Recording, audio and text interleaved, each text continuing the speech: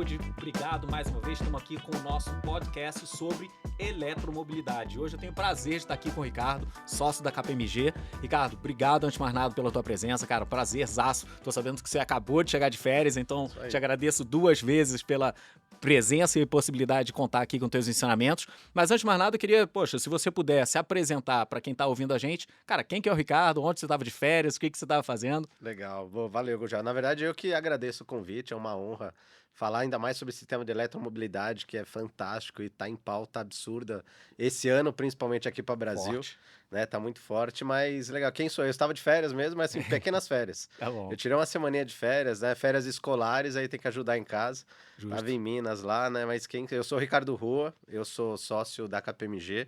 Eu, ano que vem, completo 20 anos de KPMG, entrei Uau. como trainee em 2005. É basicamente a única empresa que eu trabalhei na KPMG, fazendo carreira, fazendo todos esses crescimentos ali que falam aí do momento de Big Four. Mas eu sou casado, né? Tenho uma filhinha de 3 anos, a Lívia, que tá lá em casa, brincando e se divertindo com a esposa lá enquanto eu tô aqui agora, né? Depois dessas férias ali. E realmente, entrei como trainee na KPMG em 2005 e sempre fui da área de impostos. Impressionante, o que eu estou falando de eletromobilidade? Agora. Eu comecei na KPMG em 2005, fazendo todos aqueles detalhes de imposto de renda, contribuição social, revisões, auxiliando as empresas. Só que em meados de 2000, acho que você até acompanhou bem, a iFood acompanhou bem, surgiu uma legislação federal em 2005, né, que veio colocando incentivos de inovação tecnológica no Brasil. Perfeito. Né, que foi a Lei do Bem, que começou ali muito mais forte para todos os segmentos, todos os setores.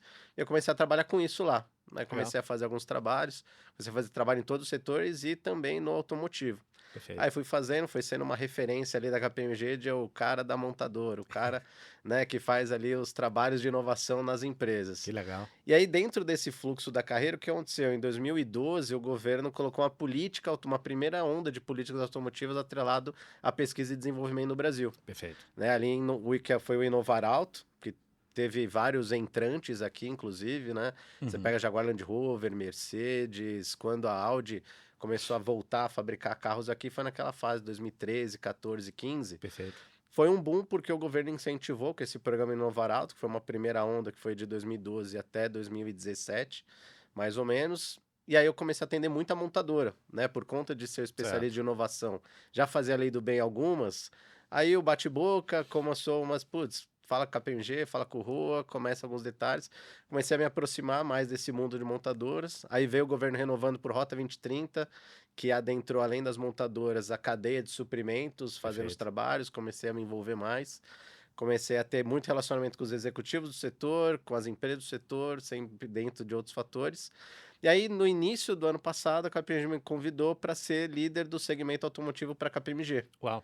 Né? Porque eu já tinha relacionamento com as empresas, falava de inovação com as empresas, falava dos produtos da KPMG para as empresas, né? Direta e indiretamente. Aí eu comecei a ter essa função adicional. Ainda continuo fazendo os trabalhos dentro da frente de techs, mas voltados às políticas automotivas.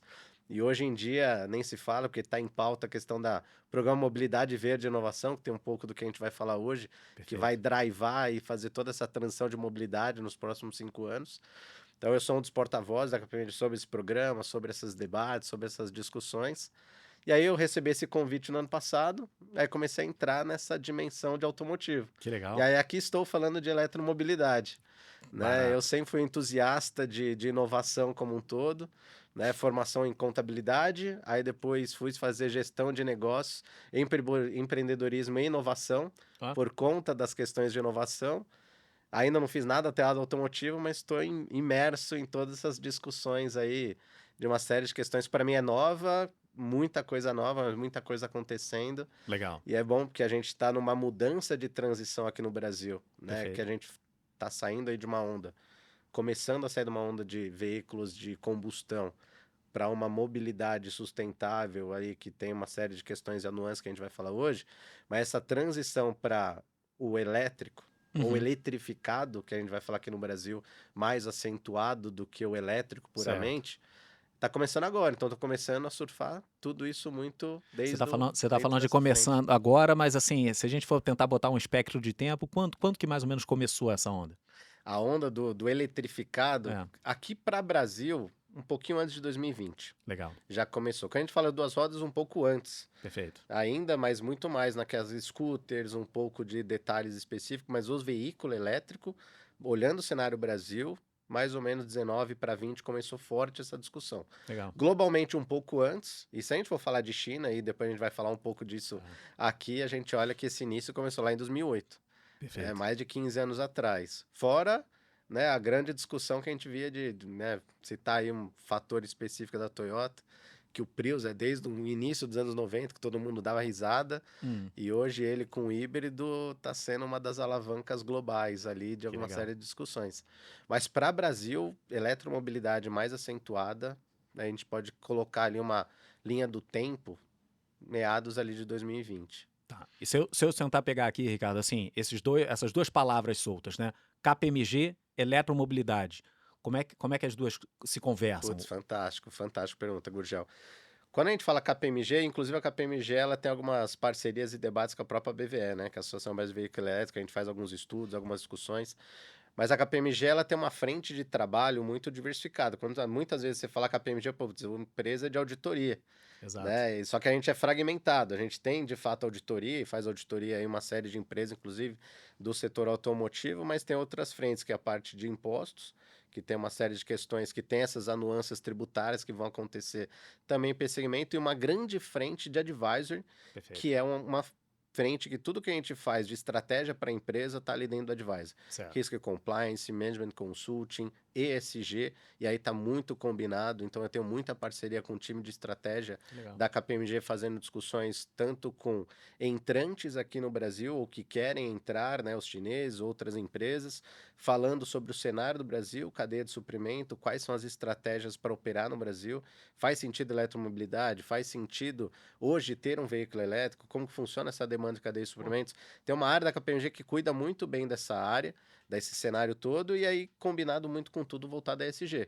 Então a gente é muito combinado. E tem um fator interessante, porque a gente é segregado nessas grandes macro áreas, e a gente tem algumas atribuições setoriais também. Certo. Então hoje eu sou líder do segmento automotivo, tenho meus parceiros líder de tecnologia da informação, líder do agro, então converso hoje muito com o agro, por conta do automotivo, que aqui para o Brasil é uma realidade que tá muito, tem muita sinergia, né? Então, assim, KPMG com a eletromobilidade, KPMG com essa visão de setores, ela sempre está conectada, voltada a essas questões estratégicas. Né? Legal. Bem, vamos então começar a tentar fazer o breakdown aqui desse elo entre KPMG e eletromobilidade. Acho que o primeiro ponto, Ricardo, que eu ia tentar comentar ou tentar entender de você é o seguinte. Cara, quando você olha assim, até para a história que você comentou, qual que é o papel efetivamente, digamos assim, do veículo elétrico ou do automóvel elétrico, do modal elétrico, né, na indústria brasileira como um todo? Putz, fantástico. Eu tenho dois paralelos aqui, tá? Tem um paralelo que... Por isso que eu falei que aqui no Brasil começou a ficar mais acentuado em 2020 e talvez até um pouco mais globalmente também, porque o elétrico, ele tem sim ainda um cunho voltado à sustentabilidade e descarbonização. Perfeito. Né? Por questão de emissões de poluentes, redução dos gases de efeito estufa. Tanto que o programa que foi sancionado mês passado pelo governo, que vai ser esse programa Mobilidade Verde e Inovação aqui no Brasil, tem total frente atrelado à redução de emissões de poluentes dentro dessas alternativas. E não só elétrico, aí vai ter as combinações que o Brasil vai ter. Mas esse foi um dos grandes pilares que começou globalmente essa discussão. Né? Vendo lá da Europa, os países, né, principalmente norte da Europa, que já colocaram algumas frentes muito robustas de, aqui vou ter um caminho de 2035 ou 2050 100% elétrico, com todos esses norte detalhes. Meio que vai naquela direção, entendi. Então, assim, num primeiro momento, teve sim esse cunho voltado a uma alternativa para reduzir o uso de combustíveis fósseis. Perfeito. Então, acabar ali, usar a gasolina, o diesel, e aí tentar buscar essa frente de eletromobilidade, buscando sustentabilidade e descarbonização. Mas tem um outro fator, e aí também ele vai permeando, que é a questão da experiência do consumidor. Né? A gente tem um consumidor que está sempre muito voltado a querer experimentar coisas novas e inovação. Perfeito. Então, quando a gente vê os chineses começando a lançar os veículos elétricos, e aí começou a ter essa grande atratividade e exportação, começou a acender, né, as anteninhas de todo mundo aqui, o radar, eu quero experimentar algo novo. Legal. Então, a inovação, ela é um dos grandes pilares da eletromobilidade. Perfeito. Perfeito. Então tem os fatores sustentabilidade e descarbonização, que é fato, que tem metas rigorosas e cada país colocando as suas em termos de regulatórios Uhum. voltado a esses índices que eu preciso atender, mas tem o aspecto de inovação. Inovação. Tem o aspecto de eu quero experimentar algo novo, né? Certo. E aí tem alguns que vão falar, olha, mas veículo elétrico não é novidade. Lá na década de 60, 70 tinham criado, mas não é a mesma coisa, Entendi. né? Então a experiência de uma inovação voltada a tudo que a gente vai buscar, formato de células de propulsão à bateria, Uhum. melhorias da bateria, tudo que vai acontecer é um pouco dessa experiência que a gente aborda aqui. E você acredita, Ricardo, que tenha talvez ali um terceiro elo dentro dessa cadeia que seja uma questão de custo, né? Olhando pela ótica, né, Do consumidor. do consumidor? Do consumidor. O custo do consumidor, eu acho que, como olhando o Brasil, hoje é 5,5 praticamente o litro da gasolina. Né? E já se fala que ó, o veículo híbrido, por exemplo, tem uma autonomia que realmente vai dar uma redução de custo absurdo para o usuário pilotar ali ou dirigir um veículo elétrico, um híbrido, um eletrificado que seja, e cada um depende de alguns cenários. Perfeito. Tem esse detalhe do custo. Hoje, por ser inovação, hoje, por ser algo que a gente está começando a ter um aumento de diversidade de portfólio por conta das demandas chinesas, Uhum. né? E aí agora começou muito forte, né? Já tinham algumas europeias, né? Volkswagen, BMW, Volvo, com veículos elétricos, mas sempre alto custo. Certo. O veículo elétrico ainda é um alto custo para eu adquirir o veículo, Perfeito. né? Então, até para duas rodas, quando você pega uma experiência de um veículo elétrico, uma moto elétrica, a bateria, que ainda tem algumas questões muito, né, particulares do veículo elétrico, porque uma bateria hoje muito robusta, Uhum. tem que ser muito adaptável para colocar num veículo que seja pequeno. Então, tem esses detalhes que tem um aumento de custo para aquisição de um veículo desse, mas automaticamente tem o usuário. Então, médio e longo prazo, redução de custo, que você Ela, falou, é ela, real. É ela se real. paga. Mas eu acho interessante, eu não sei se vocês olham por esse ângulo dentro da KPMG, é, me parece, eu posso estar enganado, mas me parece faltar letragem, vocabulário ou educação no que diz respeito a eh, isso daqui é importante para, né, e essas vantagens elas estarem quase que É, descritas em algum é. lugar. Eu acho que pro brasileiro como um todo, acho que nem só o que a gente olha lá dentro, mas é porque é muito particular de cada país, Certo. né? Eu acho que teve uma demanda governo chinês de vamos surfar por elétrico muito forte e não sei se é assertivo ou não, não vamos entrar nesse mérito, mas Perfeito. hoje, sem dúvida, crescente e que assusta qualquer competidor do mercado, porque tem essa redução de custo, tem uma necessidade da questão do efeito de emissões de poluentes de quem está. Aí vão ter aquelas discussões, mas eu fazer uma bateria elétrica ou a questão de renovação de bateria, isso não é 100% sustentável. Pode até ter, mas é um caminho que isso está sendo trabalhado em conjunto. Hoje a Legal. gente tem veículo a combustão há décadas. Uhum. Eu acho que a gente está vivendo uma transição e um início de transição, ainda que seja 5 anos para cá, mas é início, de que vai surfar muito, olhando até 2050, Uhum. de propulsões que vão mudar. Então, esse aspecto que você falou é fato. Tá. Falta, sim, o aculturamento É isso, acho para que essa é a gerar isso palavra. daí.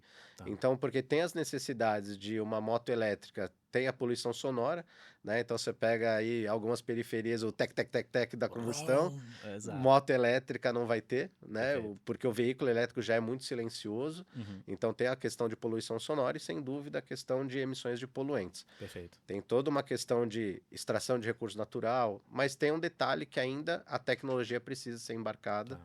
de forma acelerada e robusta, porque as demandas estão vindo.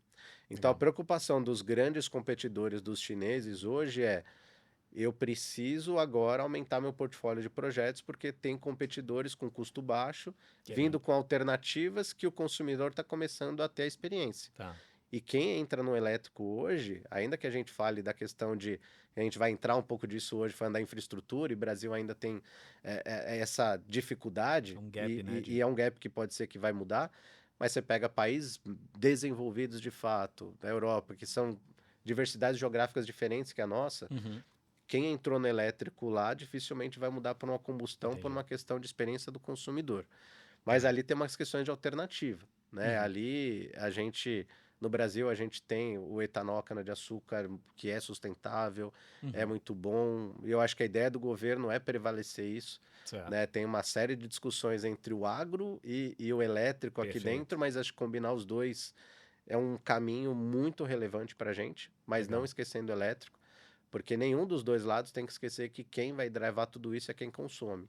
Perfeito. Né? Então, o que a gente vê é o aculturamento, de ter Uhum. muita gente preconceito, de falar, eu não vou no elétrico, porque já estou escutando que o elétrico vai me deixar na mão, que o elétrico eu vou andar.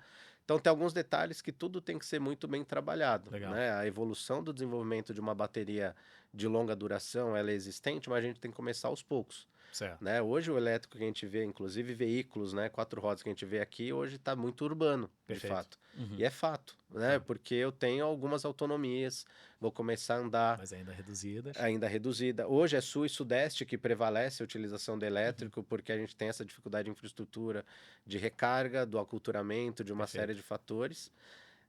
Quando a gente fala de 2 rodas, a questão de preferência para o consumidor, não do delivery em si, mas do consumidor do moto. Uhum. Você pega uma BMW, uma Harley Davidson, o cara fala, eu não quero um veículo elétrico, isso daqui é um brinquedo.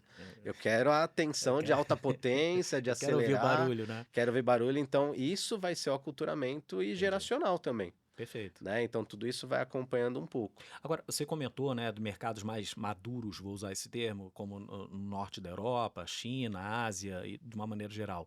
O que você acha que foi, assim, gatilho para a população desses lugares eles aderirem, digamos, não sei se eu posso chamar de onda, mas aderirem a esse tipo de, Legal. de veículo? Acho que é um ponto até que a gente vai bater um pouco umas conversas aqui, mas o que teve lá, e acho que não tem aqui, e acho que nos Estados Unidos também teve um pouco, mas você pega ali Califórnia, Flórida um pouco, tem um incentivo do governo Certo. para o consumidor efetivamente, para ele começar a usar essas novas tecnologias, porque ali tinha uma responsabilidade de descarbonização, sustentabilidade dentro daquela questão. E aí, desculpa te interromper, mas quando você diz incentivo, efetivamente a gente está falando Funding. funding. É funding Tá falando mesmo. preço. Eu te ajudo de fato a você, né, como se fosse um funding para comprar um veículo elétrico com Uhum. algumas questões específicas e isso facilita o poder aquisitivo. Eles têm já automaticamente uma renda per capita melhor do que o Brasil como um todo. Perfeito. Tem mais facilidade de colocar infraestrutura de Uhum. pontos de recarga para todo mundo ficar abastecido e fazer isso acontecer de uma forma natural. Então, foi uma tendência muito Certo. mais promissora e fácil de acesso. Hoje, sem incentivo do governo para entrar no elétrico ou no eletrificado, é muito difícil, Entendi. pelo alto custo Uhum. de adquirir, pela uma questão que o governo, e aqui no Brasil acho que vai ter uma parceria governo e setor privado de infraestrutura, e tem que ter, o governo dificilmente vai colocar infraestrutura efetivamente, ainda que a gente entenda Bancar que Brasil, né? deveria, É. mas a gente sabe que vai ter que ter uma parceria voltado a isso, mas automaticamente a nossa renda per capita não tem como a gente ter um veículo elétrico. E hoje a gente já Entendi. está começando com alguns passos. Tá. Né? Esse programa Mobilidade Verde, em tese, é para a gente começar a desenvolver aqui. Uhum. Né? Até o ano passado, veículo elétrico, eletrificado, tinha redução de imposto de importação. Perfeito. Isso aconteceu, México, Argentina, Chile, Colômbia, tinham essas isenções de imposto de importação para essas vindas. Aqui no Brasil começou a ter o aumento do imposto de importação por uma questão da indústria local. Proteger um pouco da Né? indústria local. E tão corretos, assim, eu acho que assim, tem que dosar os dois pontos, eu acho que não Certo. tão, a gente não tem como julgar esses detalhes ali, olhando um lado, outro lado ali, mas tem que ter um equilíbrio. O ponto é, para o consumidor é importante essa importação, porque a gente ainda não tem portfólio aqui.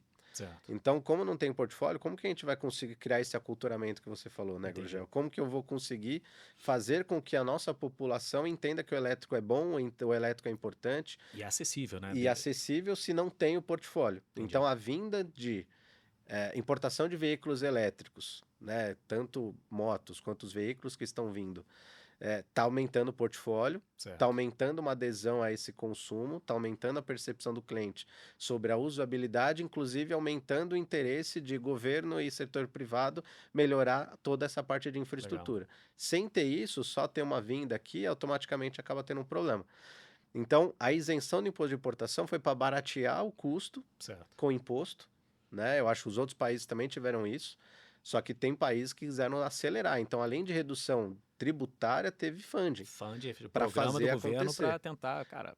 E a gente tem um governo assim, que tem uma visão mais populista, então o funding não é para essa prioridade hoje. Perfeito. E tem uma série de questões que faz todo sentido. A gente tem que Perfeito. pensar em outros detalhes. Mas eles tiveram prioridade deles Certo. e agora estão surfando isso de uma forma mais madura. E Perfeito. essa forma madura deles faz com que eles evoluam tecnologicamente, porque já tem aquilo como uma prioridade deles. Certo. Eu não quero voltar à combustão, porque eu tenho elétrico. Agora vamos melhorar toda a questão de componentes, cadeia de suprimentos, atendimento sobre a manutenção, como vai funcionar. Então fica um pouco mais maduro e de uma forma acelerada. Legal. Então a gente está um passo atrás ainda, né, de criar isso. Entendi. E você acha que nesses países que estão mais evoluídos, o perfil de uso do veículo elétrico, ele foi importante, digamos assim, ou na aceleração ou na Sem desaceleração sombra da de dúvidas. eletromobilidade? Eu não quero me ater e simplificar ao exemplo lá do BYD 99, voltado, né, para car sharing, mas acho que pegando a visão global que vocês têm de KPMG, o quanto que o perfil da utilização do veículo elétrico, ele impacta, digamos assim, o setor como um todo? Demais. Tá, Não só o perfil, mas as particularidades de cada país, né? certo. Todos esses países nórdicos, eles são diversificados, a geografia deles é menor. Então são países menores, Uhum, de mais fácil acesso, eu consigo adaptar estruturas e infraestruturas para tá, fazer essas locomoções. Então, tem alguns países que o próprio primeiro-ministro, ele vai de bicicleta elétrica para o trabalho. Aqui a gente não tem a menor condição, por questão de trânsito, por questão de densidade geográfica do que a gente perfeito, tem. Então, hoje, a maioria dos trabalhos, eu que trabalho em auditoria, consultoria, atendo clientes São Paulo como um todo e Brasil como um todo. perfeito. Mas pegando o carro, eu vou daqui para Ribeirão Preto, 600 quilômetros, hoje um veículo elétrico fica mais complexo Uhum, por conta de infraestrutura, por conta de autonomia, esses detalhes. Esses países menores, quando você usa o veículo para ir em pequenos locais, pega um veículo elétrico que tem essa facilidade para eu chegar em locais diferentes, com autonomia que eu posso chegar, deixar em casa, ou vai no lugar, carrega, e aí eu não vou ter esse problema, né, uhum, seja aquela carga de oportunidade ou a carga que vai colocar para lá foi muito mais fácil. certo, Para cá, a gente tem essa complexidade. Então, tá, assim, por exemplo, eu não vejo no médio prazo a gente ter elétricos no norte e nordeste. tá, O eletrificado a gente vai começar a pensar daqui 2, 3 anos com essa demanda que está vindo. Mas a infraestrutura vai demorar um pouco mais. Por isso que está muito tá. centrado em sul, sudeste, porque é um povo que tem uma renda per Per capita capita maior, maior? a gente tem um trânsito, Uhum, né? E tem maioria fala, eu quero elétrico, mas como segundo carro.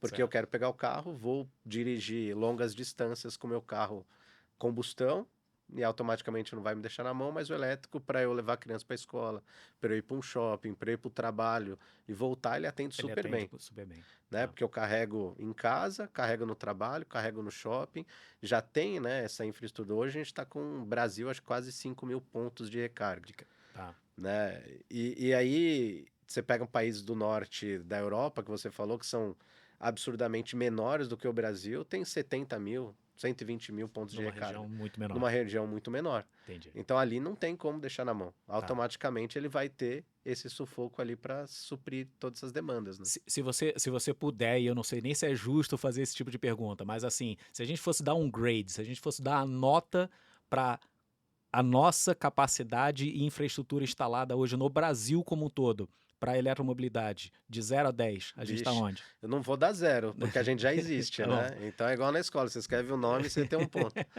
Mas ali, olhando um cenário que a gente. E melhorou muito do ano passado para cá, e Perfeito. né, eu acho que tem essas parcerias que já estão sendo criadas, né? Uhum. Com tanto esses chineses que estão vindo e vão se instalar aqui, que isso é fundamental. Os europeus que já estão criando parcerias com Shell, Ryzen, entre outras de mobilidade, estão fazendo acontecer. Hoje, olhando toda a densidade do Brasil, se você tirar um 3 Tá. tá um 3 sólido, Tá um né? 3, tá Porque um 3, precisa, assim, ixi, tá. precisa Isso melhorar olhando para muito. Brasil. Mas se a gente olhar para esses centros urbanos que você comentou entre Sul, São Paulo, você já daria uma outra nota? Mesmo São Paulo, Rio, né, Rio Uhum. Grande do Sul que tem, Curitiba, Paraná que já tem uma certa demanda, a gente ainda está muito carente. Certo. Muito carente, assim, não tem como passar de 5. Tá. Já estão melhor, Uhum. né? Eu tô colocando 3 na média porque tem Entendi. vários estados que puxam Então, muito para puxando para baixo, baixo. mas a nossa o nosso potencial de infraestrutura de recarga aqui no Brasil, ele tem que crescer muito para atender a demanda. Tá. Concordo que aquilo que a gente falou, está numa fase inicial, isso Uhum. tudo vai acontecendo, né? Porque a gente tem que falar do que vai acontecer para o Brasil. Então Perfeito. ninguém vai investir muito enquanto não entender qual que vai ser o nosso cenário de fato. Perfeito. E eu acho que eu estou fazendo essa brincadeira da escala aqui para tentar chegar num ponto onde digamos que a gente esteja almejando a nota 10. E eu acho que a pergunta por trás disso é: quem que é o agente? Quem que é o ator? Que- quem são as pessoas que estão por trás dessa construção para fazer sair do 3 que você falou e chegar no 10? Hoje tem sim uma parcela do governo, inclusive essa política que deu um subsídio e vai. A ideia desse programa Mobilidade Verde e Inovação, que vai até 2029, né? Começou agora em 24, vai até 29, o governo vai dar 19,3 bilhões Uau. de crédito financeiro para as empresas que entrarem dentro desse programa para investir em tecnologia embarcada para fazer essa transição da mobilidade existente no Brasil. Que legal. Então, isso vai entrar principalmente veículos leves, comerciais leves, pesados, até tratores, colheitadeiras do setor de agro, Uhum. pesados e toda a cadeia de suprimento, né? Certo. Hoje a gente não tem incentivo efetivo olhando a eletromobilidade para os levíssimos, né? Quando a gente fala ainda que foi uma grande discussão e até hoje o setor ele está forte ali discutindo o governo, quase entrou no Mover e acabou saindo do Mover porque a nossa produção hoje, esse é um incentivo muito para produzir localmente Certo. novas tecnologias. A nossa produção de levíssimos, produção de motos, scooters, está centrada na Zona Franca de Manaus, Perfeito. que tem os incentivos federais específicos lá. Então, Pra por isso isso. que o governo hoje, ele acaba deixando numa discussão à parte essas discussões e não deveria. Uhum. Ainda que pelo menos coloque parte de componentes para isso, para conseguir suprir algumas demandas e fazer acontecer. Mas tudo isso, todo esse ambiente que o governo dê esse subsídio vai fazer com que as empresas busquem investimento, façam investimentos para mudar essa transição de mobilidade. Então, cada um vai ter a sua demanda, Certo. né? Algumas, eu vou direto para o elétrico, algumas já estão automaticamente indo porque o consumidor quer, que é o híbrido, ou Uhum. principalmente o plug-in hybrid, né? Que é um mix de efetivamente eu colocar um carregador e abastecer com carga de energia e também ter o híbrido a combustão. Entendi. Então, o plug-in hybrid é uma tecnologia que eu acho que para o Brasil ela vai ir muito bem, porque junta muito bem os dois lados. E ela é aplicável para, digamos assim, para todos os tipos de modais ou isso é só para automóvel? Hoje, só para Tá. automóveis. Eu acho que assim, o foco do plug-in hybrid, até comerciais leves, eu acho que Uhum. vai alcançar bem. Mas hoje o plug-in hybrid hoje é só para automóveis. Certo. Quando a gente pega levíssimos, bicicleta, o elétrico ele é importante, principalmente quando você pega uma frente iFood que tem os entregadores, tem essas frentes fortes. Se eles vão usar isso para trabalho Uhum. e a gente tem uma demanda ali de ativos que eles vão conseguir colocar uma rede de abastecimento, seja nas residências ou seja em algum local Na rua. específico, É. ele vai pegar, vai deixar a carga lá e vai começar a fazer as entregas e depois vai se autoabastecer. O Uhum. elétrico, para esse nicho urbano, Uhum. ele é muito bom. Perfeito. E inclusive para veículos elétricos, né? Bicicleta elétrica, os próprios motos elétricas, isso eu acho que é muito útil para uma série de fatores e isso tem que crescer e evoluir. Tá. O ponto de ainda ter uma demanda e demora de crescer é infraestrutura, mas principalmente o custo de fazer tudo isso acontecer no próprio veículo elétrico, Certo. né? Agora, Ricardo, você estava falando sobre Zona Franca e tudo mais, me veio na cabeça o seguinte: você, pela ótica, vocês olhando o mercado como um todo, você chega a ver uma certa competição entre o que você chamou de levíssimos, que são scooters, e-bikes e motos e tudo que está sendo produzido na Zona Franca de Manaus, versus, digamos assim, a eletromobilidade voltada para automóveis e, de certa forma, eles estarem disputando determinados tipos de incentivos ou determinadas participação nas pautas É. do governo? Eu acho que não tem uma competição, acho que são complementares. Perfeito. Eu acho que o fato deles terem se instalado lá, né? Acho que começou desde Honda, Kawasaki, tudo se instalaram lá para ter os incentivos, até para uma questão de logística também, de todas essas frentes que acabaram acontecendo. Foi uma questão de eles tomaram uma decisão de fazer isso lá e ter os incentivos da região. Certo. para acontecer. O que tem uma certa frustração desse segmento é eu faço P&D, ou ainda não tenho no Brasil porque eu não tenho estímulo a isso. Perfeito. Então os outros têm, porque eu não tenho, sendo que eu também preciso de estímulo de P&D para alavancar essa demanda aqui. Certo. Então essa é a grande busca e estão corretíssimos. Eu acho Tá. que estímulos a P&D precisam acontecer e precisa ter uma atenção para ver o quanto tem de escala. O ponto é, o governo vai trabalhar com prioridades. Certo. E isso daí vai ser ótimo, porque quando a gente montar toda uma infraestrutura de recarga, uma conscientização, uma melhoria de tudo isso, eles automaticamente vão acabar surfando algumas frentes que vão Entendi. acontecendo de forma relevante, né? Quem que você vê que está hoje no papel, digamos assim, da academia, está mais à frente nessa questão de P&D? Tem algum instituto, alguma faculdade, ou tem algum, enfim, tem Não, alguém que esteja fantástico. Fantástico. no Eu edge acho da que curva? eu acho que assim, todas as universidades têm parcerias com algumas montadoras e algumas parcerias bem relevantes em uma série de questões, Certo. né? Você pega a Unicamp, que tem parcerias com algumas montadoras com relação à própria célula de propulsão a hidrogênio. Tá. Como que eu vou extrair o hidrogênio da cana-de-açúcar? Você pega um ITA, que tem parcerias também com algumas outras empresas, a USP, que tem vários polos de discussão voltado à bateria, voltado a essas questões de sustentabilidade. Então, todos estão nessa vanguarda. Uhum. E o governo, inclusive, dentro desse próprio programa Mobilidade Verde e Inovação, ele colocou um fundo específico, né, que é o FNDIT, que é um Fundo Nacional do Desenvolvimento da Indústria, né, e Tecnologia Industrial e Tecnológico, que ele faz uma parceria com algumas entidades de fomento para fomentar o desenvolvimento da cadeia como um todo. Legal. E aí você tem algumas entidades como a Embrapi, FINEP, Fundep, Senai, Uhum. que recebem esse aporte das empresas, Perfeito. é um aporte privado que as empresas fazem nesses fundos, para deixar lá uma coleta de informações que as empresas vão lá e conseguir fomento para desenvolver com eles ou Entendi. com parceiros de CTs que eles vão colocar e abranger dentro disso. Então, esse caminho está começando a se formar muito robusto. Isso Legal. começou na política anterior lá do Rota 2030, em meados de 2019, começou a criar esse fundo para reinvestir uma parte de imposto de importação, por exemplo, que seria pago para esses fundos, Certo. para reinvestir em desenvolvimento da tecnologia. Precisa melhorar bastante essas parcerias, mas isso já está acontecendo na academia aqui no Brasil. Bacana. E tentar voltar num ponto aqui, Ricardo, se você me permitir, você estava falando na questão da infraestrutura e da importância da infraestrutura como um todo, né? O que você vê como sendo assim os 3 principais desafios para os atores que estão com essa, vou chamar, a responsabilidade de montar a infra como um todo? Se você se coloca no lugar de um dos atores que está querendo montar a infraestrutura de eletromobilidade, quais são os 3 principais desafios que eles estão encontrando?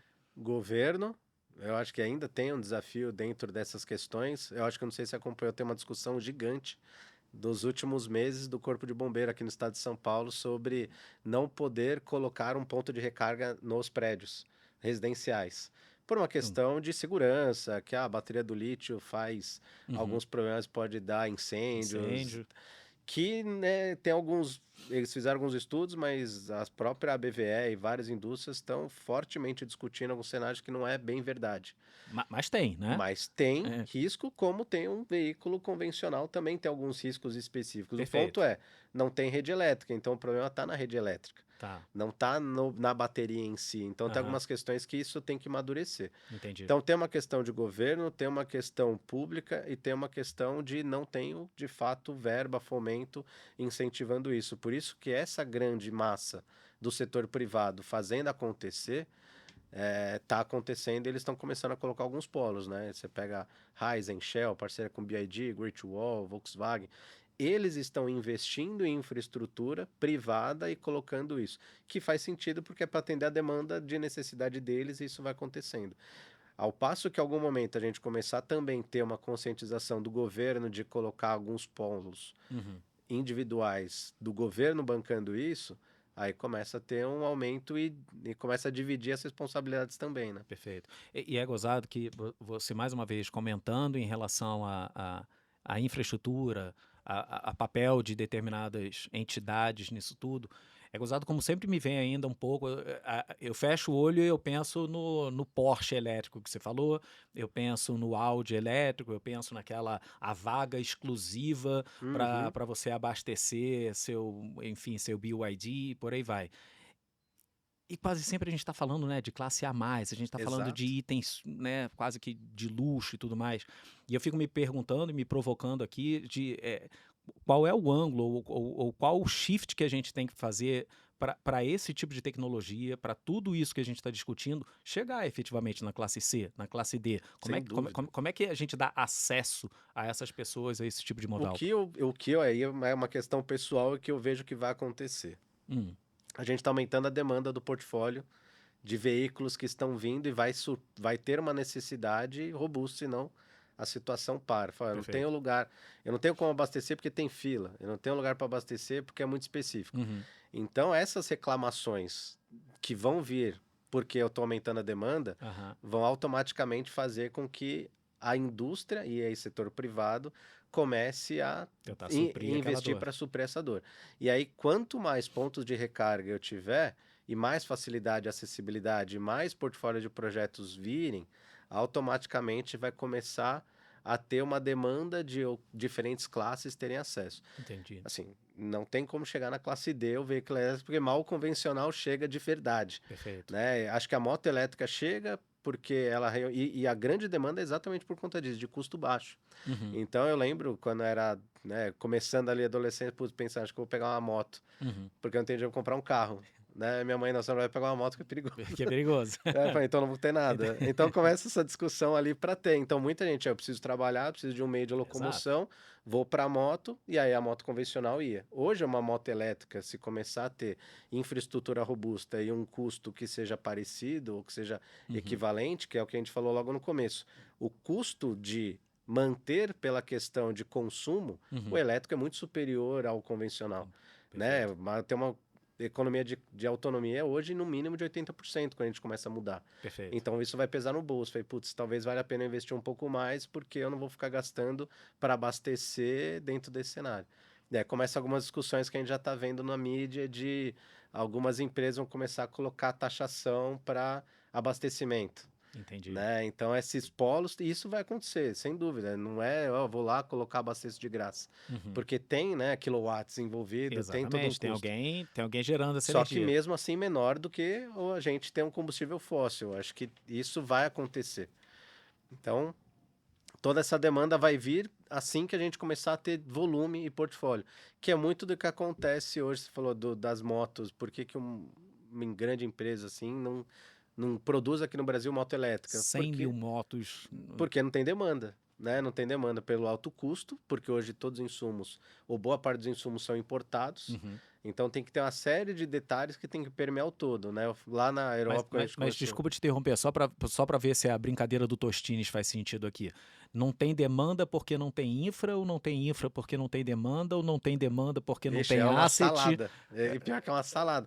Mas num primeiro momento, acho que quando tem demanda, começa a surgir a infra. É o errado. Tá, Né? A gente quer tudo bonitinho. Não, tem infra, vou começar a ter porque eu tô tranquilo. entendi. Aqui não, aqui é mudar um transatlântico andando e começar a adequar e adaptar, né? Isso está acontecendo com essas vindas dos veículos, né? Dos automóveis chineses, né? Que estão acontecendo. Perfeito. Ah, eu estou importando um monte.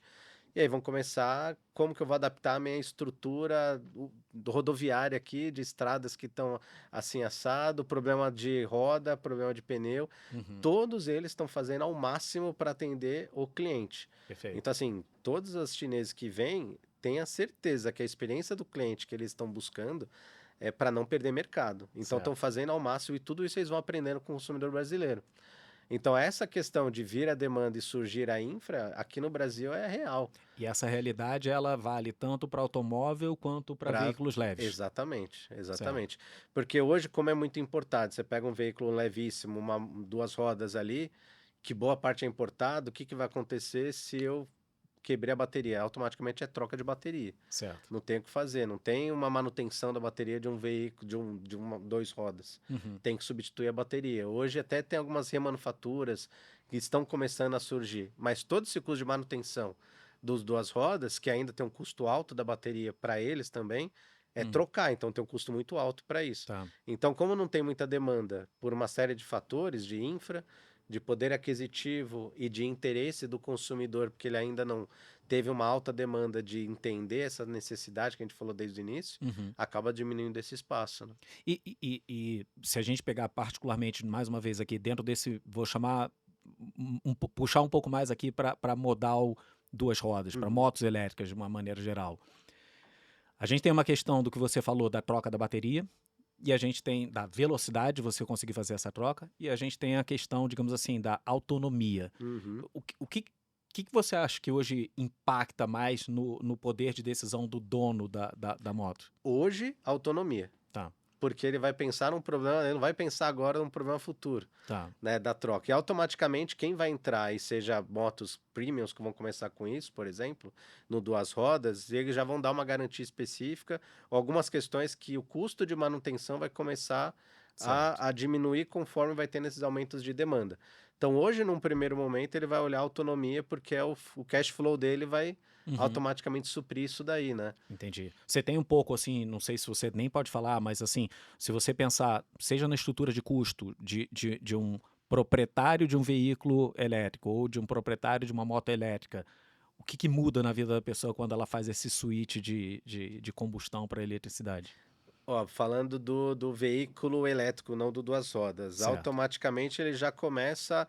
Quando ele já vai começar eu sair de um. Vamos pegar por fases, né? Porque tem o híbrido, Tá. né? Que aí o híbrido já começa uma questão de que ele não é o elétrico, mas ele é para voltar à redução de autonomia, a Certo. redução do consumo mesmo e melhor. Eu falo, olha, eu vou pegar um veículo híbrido e antes eu tinha uma gasolina ou álcool. Perfeito. Automaticamente ele vai ver que antes consumia aqui rodando urbano 7, 8 km por litro, num híbrido ele vai rodar 20 e poucos km por litro.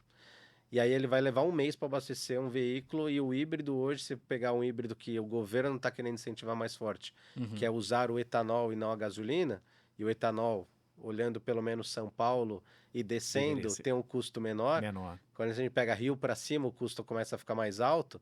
Então, automaticamente, eu vou pagar. Antes eu gastava R$ 280 para encher um tanque uma vez por semana. Uhum. No mês eu estou gastando R$ 90. Entendi. Então, automaticamente isso já vai pesar olhando esse cenário do consumo. Ricardo, assim, a conta é muito, digamos assim, simples e fácil. Mas eu acho que a percepção que eu tenho é que ela é pouco divulgada, Disseminado, sem dúvida. disseminada. Cadê a calculadora de custos? Cadê o site É isso aí. www.vamosvirarelétrico.com.br para alguém Só botar começa a ter acesso às calculadoras quem começa a ter o interesse de pegar os elétricos, porque certo? as empresas que estão vendendo, eles já têm aqueles aplicativos de autonomia, coleta de Uhum, detalhes, mas isso que você falou é fundamental. Se a gente tivesse uma demanda de disseminação forte disso e começasse a colocar essas questões em pauta, melhoraria. O ponto é que a gente está ainda num grande entrave nacional de eu tenho o meu álcool, né, meu combustível a álcool, estou começando uma transformação de produzir veículos localmente com essa eletrificação, então como que eu vou conseguir balizar essas perfeito. contas e disseminar? Tá, Então isso está muito indo individualmente do setor privado que está vendendo, certo. mas não tem essas ações fortes do governo de vai para o elétrico, ou vai por mais sustentável, ou vai para o eletrificado ao menos, Aham. quando começar a ter, isso vai ser amplamente divulgado, né? Eu não, pelo menos assim, minha cabeça me diz que isso não é um movimento de um agente só, mas que isso é um movimento quase que Sem dúvida. de um conjunto de empresas, de um conjunto de. É isso aí. É um programa meio É isso que. aí. é, É isso aí. É um conjunto exatamente de associações, entidades que têm esse pensamento e esse nicho voltado a mudar e moldar essa mudança aqui para o Brasil, para essa região. Tem alguns entraves e tem algumas brigas que vão acontecer, estão acontecendo, por isso que talvez ainda não está na grande velocidade que deveria estar, porque Uhum, vai ter uma questão, olha, eu não posso ir para elétrico porque o Brasil, ele realmente é um grande produtor de álcool, um grande produtor de, perfeito. né, de combustível, então por que eu vou para elétrico e eu vou perder de um lado? Uhum, Por isso que aqui a gente tem que combinar os astros, né, certo. tem que combinar toda essa atmosfera e fazer acontecer da melhor forma. Tá. Porque hoje a gente não tem um veículo a álcool, né? Uhum, A gente tem algumas coisas sempre olhando flex. perfeito. E a gente olha um cenário que o álcool, né, em regiões, né, acima, Rio de Janeiro para cima, também é Alto tão custo. caro quanto, Uhum. e às vezes até mais caro do que o própria gasolina, automaticamente foi, putz, eu vou abastecer a gasolina. Certo. Então, essas questões de mudança do que é efetivamente o sustentável a gente precisa ter, tem que começar a vir. Tá. Isso tudo não parte só dessa política que vai ter sobre os investimentos, isso vai melhorar muito, vai começar a aumentar essa demanda, aumentar portfólio, já está aumentando por conta da vinda desses novos veículos para cá.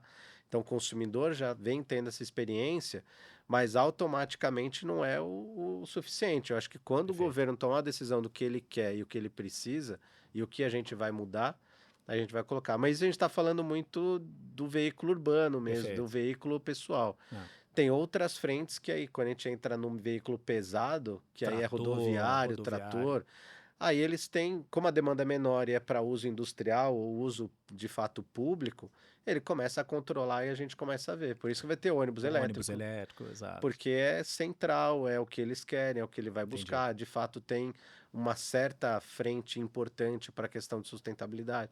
Aí ele começa a entender. Os países da América Latina, a maioria das políticas dele são voltadas a transporte público hoje. Perfeito. Então eu quero que a gente renove a frota de transporte público, saia da combustão para o elétrico. Perfeito. Porque o que o governo entende é que isso está na mão dele, ele consegue controlar e começa a vir a demanda. Certo. O resto está um pouco fora da mão dele e ele tem que dosar que a demanda do quem quer consumir e as empresas privadas que querem colocar a oferta ali na mesa se reúnam para entender o melhor cenário. Legal. Ricardo, estou pensando aqui eu vou roubar aqui 5 minutos teus de consultoria. Estou tentando pensar no seguinte. Vocês têm visão global do que está acontecendo na Ásia, Europa e tudo mais. Uma empresa como o iFood, que trabalha, né, no que a gente poderia chamar, funciona como um marketplace, trabalha dentro da gig economy, ela tem o interesse. Se você pensar em números hoje, a iFood está fazendo seus 100 milhões de pedidos todo mês. A gente está falando de uma frota de mais de 100 mil entregadores. Eu fecho o olho e falo o seguinte, cara, eu gostaria que 100% da minha frota fosse limpa. Talvez 100% seja aquela escala que a gente falou do 0, 3, virar 10 e está muito lá na frente. Exato. Mas eu gostaria de incentivar nessa direção. E aí acho que a pergunta que eu fico aqui é, visto os exemplos internacionais que vocês observam dentro da KPMG, qual que é o papel, digamos, de uma empresa como o iFood em tentar motivar esse movimento? Porque a gente quer, de certa forma, incentivar, mas a gente não tem o ownership de... A moto não é minha, né? Então, como é que eu movo nessa direção? E de fato, acho que dificilmente a moto tem que ser de vocês, porque senão o negócio de vocês já era, né? Perfeito. Né? E esse modal de você, né, ter esse modelo dos entregadores incentivar, isso acho que pode ser, e tem que ser talvez uma conversa muito forte, iFood e outros players junto a governo, para demonstrar algumas questões de subsídio ao profissional. Né, ao profissional que está fazendo a entrega, que, cara, a gente quer mudar, e isso daí é uma grande penetração que vai ter, de certa relevância, e uma janela de oportunidades para fora, que aquela parte que eu mencionei do funding para aquisição, ali é um cenário perfeito. Perfeito. Porque ele vai trabalhar, ele tem que mudar e moldar o que ele quer como um transporte limpo, Exato. E aí vai ter um ganha-ganha entre vocês, automaticamente o governo, ó, eu vou colocar um aporte porque eu quero investir, vou investir nisso porque é uma ideia mesmo. Então, um profissional, quando começa a trabalhar, dá alguns incentivos voltados a ele fazer uma troca ou ele entrar nisso, mas o governo, em contrapartida, vai dar um outro. Quando começa a ter essa janela, a visibilidade que isso vai dar até para outros países é fantástico. Porque hoje, quando a gente olha delivery em outros países, você pega a América do Norte, a Ásia, é bem diferente do que a gente tem para cá, aqui para o Brasil. E lá eles têm as particularidades dele e automaticamente eles já fazem. Entrega, inclusive, com bicicleta elétrica, tudo isso, mas o setor privado direto. Perfeito. Né? Não tem algo que vai acontecer. E aqui eu acho que assim, é uma baita oportunidade de começar uma conversa, até via associação junto a governo, que isso é relevante. Legal. Acho que é relevante e algo que dá uma janela que o governo, esse governo ele quer. Que o Brasil seja protagonista em descarbonização, ou pelo menos não esteja tão atrás quanto aos demais, colocar isso em pauta, junto ao governo, e falar assim, eu quero, e não quero só um subsídio, eu quero uma parceria de que eu vou dar, e vocês também, dentro dessa questão, para eu moldar a minha frota. né? Tá. E aí, como a frota de fato não é de vocês e de fato nem tem como ser, Uhum. né? Vai ter ali um modelo de locação, modelo individual de cada um vai ter, Compra, automaticamente vão aluguel. ter os fundings. Legal, interessante. Eu vou pegar a liberdade, o Cris, que está ali sentado com a gente, cara, o cara que mais estuda, assim, o que está acontecendo no mundo, em outros países, em outras empresas e tudo mais. E vocês têm muita visibilidade, como você bem comentou, do internacional. Uhum. Você lembra, assim, não sei, uma, duas, três iniciativas internacionais de locais que estavam querendo puxar e ir nessa linha de troca pela eletromobilidade? Você consegue lembrar de três exemplos que eventualmente depois o Cris possa dar uma fuxicada que foram boas iniciativas e que deram certo? Boa, boa. Ó, que deram certo, algumas tem, mas exatamente essa ponta ali de os Estados Unidos, quando quis entrar forte na eletromobilidade, naquelas regiões específicas, né, de principalmente Califórnia, Uhum, tanto o governo federal quanto o estado, eles deram esse mecanismo de funding, legal, além de benefícios de redução, né, de importação de componentes específicos aí. Mas esse funding, que era um funding praticamente para eu comprar um veículo elétrico, ele dava um fund que chegava a somar quase US$ 14.000. pô, Então, automaticamente, você tinha um potencial de um desconto relevante para eu conseguir adquirir um veículo, para eu começar a ser um portador entendi, de um veículo elétrico que não ficava só numa faixa ali de classe A. entendi, Não, então esse tipo de mecanismo deu muito certo. tá, Tanto que a Califórnia hoje é um dos estados que, na verdade, acho que é o estado que mais tem veículo elétrico lá dos Estados dos Unidos. Estados Unidos. E alguns outros países, como até a França, a Espanha, fizeram o mesmo caminho com investimentos um pouco menores, Uhum, mas esse subsídio ao consumidor para trocar o veículo, certo, ele automaticamente começa a acender os olhos de eu quero experimentar algo novo, e esse uhum, experimentar algo novo automaticamente faz com que dê certo. tá, Então, isso daí a gente está falando de países de primeiro mundo, que tem alguns detalhes, mas é prioridade. Eles tinham essa prioridade de trocar frota, eles tinham prioridade de renovar essas questões mais sustentáveis. E isso deu muito certo. Assim como no ano passado a gente teve, né, a MP do carro popular, porque era uma prioridade de como perfeito. assim o nosso carro de R$ 80.000 é popular? Pô, Deu desconto para tentar comprar um carro com desconto ali para alavancar e melhorar a venda do veículo que estava baixa, tinha uma crise ali que estava ainda instaurada. entendi, Teve um momento e tá. teve esse desconto. Se tivesse desconto para transição ou transação de frota, Tá. automaticamente a gente consegue ter Teria, mais demanda. teria mais demanda. E você acha que existe diferença quando você olha para esses cases internacionais? Você citou Califórnia, você citou França, você citou Europa de uma maneira geral. Quando você tenta tropicalizar o que aconteceu lá, pensando em, puta, eu preciso pegar hoje a quantidade de motos a combustão que eu tenho no Brasil e flipar isso para uma moto elétrica, é, quais são, digamos assim, o passo a passo, né, que a gente deveria pensar na hora de tropicalizar essas iniciativas? Difícil, hein? Primeiro a gente É, precisa adaptar a nossa infraestrutura, isso é fato, esse é o ponto número um. né? E acho que isso vai partir mesmo de uma iniciativa privada, não só do consumidor que vai ter aqui para o Brasil. E aí, quando a gente fala Brasil, a gente não pode falar Brasil, a gente tem que falar de começar em polos que efetivamente vão dar certo Tá, e isso começar a replicar. Então, começar São Paulo, Paraná, Curitiba, uhum, e aí começar a ter essa demanda de replicar como alguns cases de sucesso que vão acontecer. A perfeito. gente não vai conseguir fazer isso de uma forma regional, né? Ou Brasil como um todo. abrasar Brasil como todo de uma vez E só. não tem como. Então a gente tem que comparar as mesmas realidades. Se a gente está falando de França, tem que falar só de São Paulo, porque geograficamente Tá. acaba sendo. E isso nem só estado, tem que falar cidade. Uhum, São os polos que a gente começa a ter esses investimentos, essas infraestruturas para fazer acontecer. Então, se tiver um investimento, talvez até estadual, com também algumas questões governamentais, federal, porque hoje o federal ele vai abranger o todo, mas certo. se começar a ter preocupação do Estado para ter essa mudança e saber que consegue atender demandas específicas, a gente começa a ter algumas visões semelhantes. Tá. Agora, pensando, eu estou me colocando no lugar do entregador, tá? Dono, digamos, dono de uma moto ou aluga uma moto para fazer ali o seu trabalho, tá? As suas entregas dentro de uma plataforma de food delivery, como é o caso do iFood, né? Você falou da questão, digamos assim, de uma barreira para isso, digamos, acontecer, que é a barreira da infraestrutura. Pô, não Uhum. existe infraestrutura hoje, Gurgel, em todo canto para fazer isso.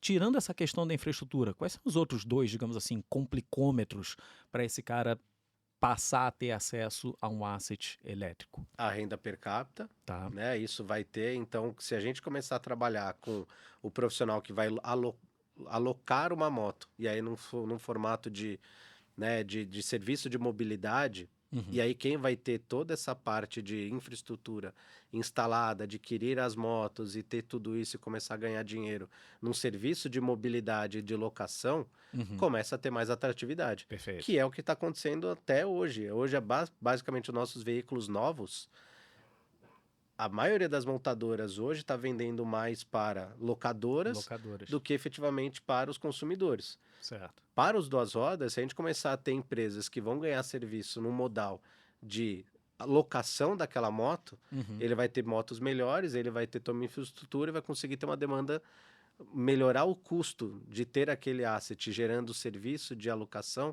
Uhum. de uma forma mais estratégica e consegue Perfeito. ter essa demanda. Aí a gente começa a ter maiores consumidores de veículos elétricos. Você acha que essa estratégia, independente de quem for o player aqui, montadora, dona de veículo elétrico, de colocar isso na mão de locadoras, ela passa por uma questão de experimentação? Passa, É, passa. é querer educar o usuário final. E aqui no Brasil a gente vai ter vários probleminhas de, inclusive, segurança, né? De, roubou a moto.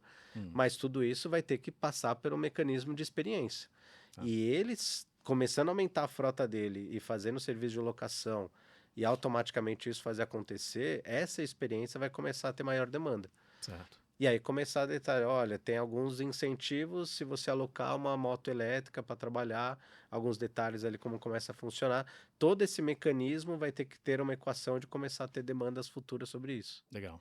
Deixa eu roubar aqui agora um pouco do teu chapéu de inovação que você falou.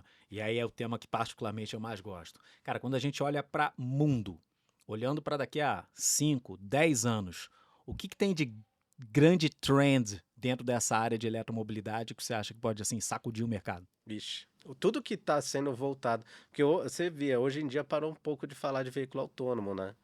Ah, Porque sim, agora entrou a eletromobilidade. E hoje, quando a gente vai falar de eletromobilidade, os maiores avanços que vão acontecer e já estão acontecendo são as mudanças da bateria, perfeito. né? As mudanças principalmente da bateria, que a gente hoje vai sair de uma bateria de lítio para uma bateria sólida, Tá. que tem maior durabilidade, tem maior resistência, tem maior autonomia. Então, isso para gerar e fazer acontecer vai ser uma das inovações que, por mais que estão acontecendo, vai começar a vir forte. Fora Certo. alguns detalhes, porque isso a gente está preocupado com a bateria que vai estar instalada no veículo. E agora já tem países voltando à inovação que eles já estão pensando na questão de abastecimento da energia da cidade como um todo. Já Certo. começando a pensar em energia com fusão nuclear. Então, isso é uma grande inovação que nunca vai acabar a energia. Tá. Então, hoje a gente tem uma matriz hidrelétrica, outras têm uma energia ali ainda a carvão, Uhum. né? Termoelétricas.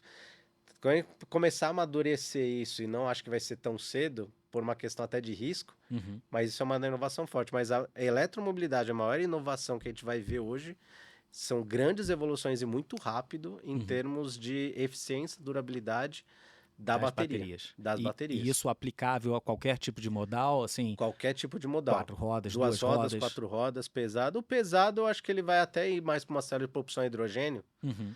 mais rápido, porque eu acho que veículos 2 rodas a gente não vai ver hidrogênio nem vivo aqui, duvido Tá. que vai ter. Mas pelo menos os veículos 4 rodas, os leves, o hidrogênio, que a gente já tem um ou outro lá que existe Uhum. lá na Ásia, mas não é uma realidade por questão de custo, por questão de uma série de questões de dificuldade tecnológica de fazer aquilo acontecer e colocar em larga escala. Então, para caminhões pode dar certo. Mas a bateria, e aí olhando 2 rodas, que a gente tem que diminuir a bateria com durabilidade e com resistência, essa inovação que a gente vai começar a ter da bateria sólida, seja a cerâmica, outros fatores que vão começar a fazer com que a gente tenha baterias que vão evitar aqueles problemas do, olha, tem um problema de O incêndio, incêndio que você ou falou. eu não consigo ter uma autonomia para andar 600 quilômetros, 1.000 quilômetros com uma autonomia numa bateria que hoje a gente tem ali de íons de lítio. Perfeito. Que a gente já começou, né? Antigamente a gente tinha baterias que eram, de fato, ali a magnésio, né? Que tinha no passado, aí depois aí o cobalto começou a vir. Essa de íons de lítio, ela já é muito boa. Legal. Mas a sólida, sem sombra de dúvida, vai ser a grande inovação. E eu acho que assim, já está acontecendo, mas ainda Tá. tem uma questão de custo, tem uma questão de detalhe, mas para os próximos 4, 5 anos isso vai vir forte. Agora, beleza, tô aqui com bloco um aqui, bateria. Quando você olha principalmente a tua experiência lá de Ásia, China, Europa, que mais em termos assim de puta, inovação no H3 que você acha que tá Ali, vindo por aí ali? já vai começar a vir umas questões de conectividade. Aí tem Tipo o algumas quê? questões voltadas ao veículo, ele não tô falando só do veículo autônomo, mas um grande avanço do ADAS, né? Uhum, Daqueles, de fato, da assistência de direção. Porque o chinês, por exemplo, se você pegar todos os veículos chineses, eles têm aquele tablet gigante. já é um, Porque a experiência dele foi, eu não quero um veículo que tenha aqueles, um né, painel. displays pequenos. Então, quando começar a ter uma experiência de a bateria elétrica vai ser para suprir toda essa rede de eletrônicos que a gente vai ter dentro dos Perfeito, veículos. Então, o que eles vão começar a ter é ter um veículo que vai ser basicamente fazer trabalhar para nós e não trabalharmos para ele. entendi. Então, essa conectividade, essa parte de mudança, de inovação para ter experiência do cliente é o que mais está acontecendo Europa, Ásia, Legal. principalmente voltado a isso. Nos Estados Unidos a gente tem lá, claro, o Tesla, Uhum, Tesla Model X, Model S, que o veículo é fantástico em termos de ele conversa com você, ele fala uhum, bom dia, boa tarde, quando você entra no veículo, aí já escaneia o seu perfil de dirigir o carro. perfeito, Tudo isso vão ter competidores, vão começar a surfar essa onda porque é o que a gente quer. A perfeito. gente não quer só. Antigamente a gente cai, eu gosto de dirigir, de sentir adrenalina. Não, eu quero igual eu tenho, né, um celular, um smartphone muito avançado. Nosso carro vai ser dentro dessa linha de mais avançado. Legal. Então, a eletromobilidade hoje está muito voltada à bateria e todos os componentes que vão mudar, porque hoje um veículo elétrico ele tem muito menos componente do que um veículo convencional, porque a gente não tem Perfeito. mais motor, Uhum, né? Então, todos aqueles detalhes ali de pistão, todos aqueles pontos vão acabar e vai ficar tudo conectado. Então, a gente precisar de uma bateria mais robusta, tá. durabilidade, e vindo toda essa nossa tecnologia de database, de acesso à internet, de tudo isso vai acontecer, vai ser onde vai estar embarcado essas frentes. Legal. A gente tem uma frente dentro do iFood muito forte de, a gente chama de inovação aberta, né? Pegando o conceito tradicional, eu não gosto de simplificar, mas é o iFood querendo desenvolver determinados tipos de inovação em parceria, Uhum. independente se é com startups, com grandes empresas, com grandes indústrias, mas no final das contas você está abrindo o teu funil de inovação, né, para terceiros. Se você tivesse ali, né, como consultor ou com chapéu iFood, dentro de uma área de inovação aberta, quem você enxerga como assim os principais parceiros que o iFood deveria se aproximar quando ele tem na sua mentalidade e objetivo, efetivamente assim tentar é, flipar ou alterar os modais para um modal mais limpo no Não, Brasil? fantástico. Uma porque, na verdade, os parceiros já têm que procurar iFood, porque a iFood já é uma empresa de tecnologia, Perfeito. né? Então, todas, quando a gente fala de mobilidade, ninguém mais vai conseguir. O maior o competidor de uma empresa de fabricação de veículos são as empresas de tecnologia hoje, né? E a Uhum, gente já está vendo a Xiaomi desenvolvendo veículos, porque eles têm essa experiência diferente. Então, eu acho que parceria da iFood, que já é uhum, uma empresa de tecnologia, com qualquer outro segmento, para melhorar e fundamentar a experiência do consumidor de uma forma completa, legal. isso é fantástico. Eu acho que se vocês já não foram procurados, né? Porque provavelmente, assim, isso tem que ter, porque vocês Perfeito. já estão. Vocês são parte de todos os usuários de smartphone, todos os usuários que a gente tem no país, conhece vocês, né? Usa isso vocês, então. Se eu vou pegar um carro, se eu vou pegar uma moto, se eu vou pegar uma coisa, eu quero já ter isso lá instalado, fácil acesso, com inteligência artificial muitas vezes, por uma questão específica ali do que vai ter uma atratividade. E aí começa uma evolução de uma teia de conectividade Perfeito. desse ambiente de tecnologia. Mas eu tenho a impressão, e por favor, me corrija se você achar que eu estou enganado aqui, mas é que, frente ao que o iFood tem como objetivo, eu faço a analogia de que a gente está procurando, digamos, a gente está em que iPhone hoje em dia? iPhone 14? 15, 15? Tanto faz. 15. Estamos no iPhone 15, vamos colocar aqui. Digamos que o iFood esteja procurando o iPhone 15 numa época onde ainda está sendo feito o iPhone 3. E aí, eu acho que isso gera um complicômetro na hora que você pensa em inovação aberta, que é, puta, o que está sendo proposto, disposto ou fabricado no mercado é algo que ainda é aquém daquilo que eu estou mirando lá na frente. E aí, quando você está mirando no iPhone 15, a pergunta que fica é como que eu chego lá? É, Como que eu incentivo essa direção? Né? sem dúvida. É difícil questão, inclusive, para colocar as equações e fazer acontecer. Hum, Mas é fato, acho que vocês. E é verdade, isso é real.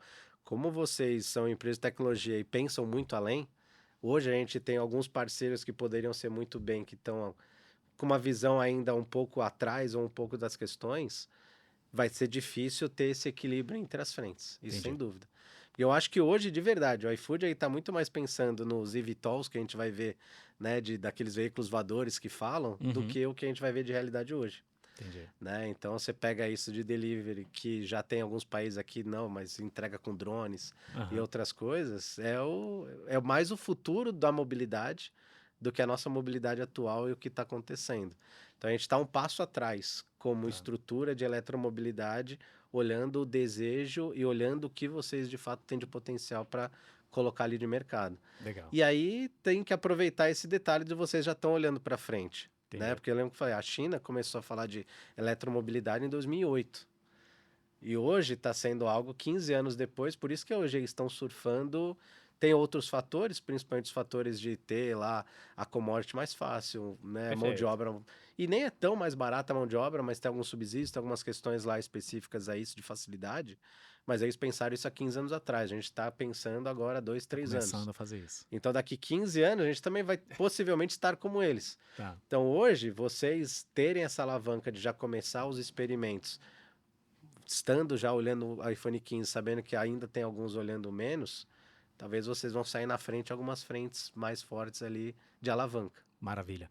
Ricardo, para fechar, ping-pong super rápido, olhando para esse projeto como um todo, onde a gente pensa em mudar o modal brasileiro, botando eletromobilidade em tudo. O que a gente tem que tomar cuidado que pode dar errado nesse projeto?